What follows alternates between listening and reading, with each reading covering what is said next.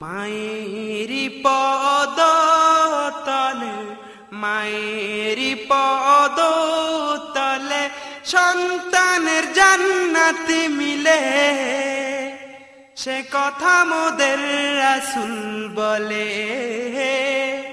সে কথা মোদের রাসূল বলে। মায়েরি পদ তলে, মায়েরি পদ তলে সন্তানের জান্নাতে মিলে, সে কথা মোদের রাসূল বলে, সে কথা মোদের রাসূল বলে। আল্লাহকে ভয় করলেন, নবীর মহব্বত নাই, এ ভয় দিয়েও কাজ হবে না।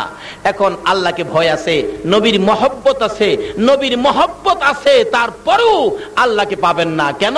রাসূল বলছে আল্লাহর জান্নাত পাইতে গেলে, আল্লাহকে খুশি করতে গেলে তোমার আরেকটা কাজ বাকি রয়ে গেছে, সেটা হলো আল্লাহ রাব্বুল আলামিন কোরআন শরীফে বলেছেন ওয়াবিল ওয়ালিদাইনি ইহসানা, আর নবী হাদিস শরীফে বলছেন আল জান্নাতু তাহতা আকদামিল উম্মাহাত। উম্মতেরা রে, তোর মায়ের পায়ের নিচে তোর জান্নাত।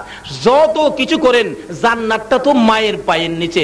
এই মাকে যারা কষ্ট দেবেন, আঘাত দিবেন, নামাজ, রোজা, হজ, যাকাত, মুফতি, মুহাদ্দিস, মুফাসসির, মক্কা মদিনার ইমাম সাহেব যদি হন, মার কলিজায় আঘাত দিলে আল্লাহর জান্নাতে আপনার জায়গা হবে না।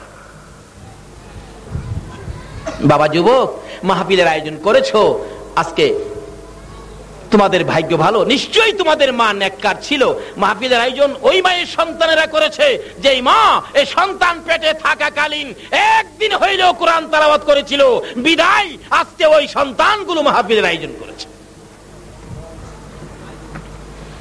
রাসূল বলেছেন মার পায়ের নিচে। বলুন কার পায়ের নিচে? আমার নবী নিজেও মায়ের পাগল ছিল কিনা? আল্লাহু আকবার। বাবার পাগল নবীর জীবনীতে পাওয়া যায়। নবীর বয়স যখন 6, বলুন কত? আমার নবী 6 বছর বয়সে সন্ধ্যার সময় তাকাইয়া দেখে তার বয়সের ছেলেরা বাবার কোলে উঠে 2 গালে চুমা দেয়। আমার নবী তাকায় তাকায় দেখে নাই রে, আমার বাবা নাই। নবী রওনা হলেন, পাহাড়ের দিকে যাইতেছে। বাবা গো, বাবা গো, বাবা গো কইয়া কোত্থেকে যেন আবু জাহেল আসতেছেন। জীবনে কোনোদিন আবু জাহেল আমার নবীকে আদর করে না, ভালোবাসা দেয় না। ওই দিন ডাকতেছে, বাতিজা কই যাও? ও চাচা, আমি জংলায় চলে যাই। কেন? আমার বাবা কই? বাবার ব্যথায় আর কলিজা মানে। আমার নবী কান্দে, চাচা গো, বাবা কই? জীবনে বাবা দেখলাম না, বাবার ব্যথা কলিজা মানে না।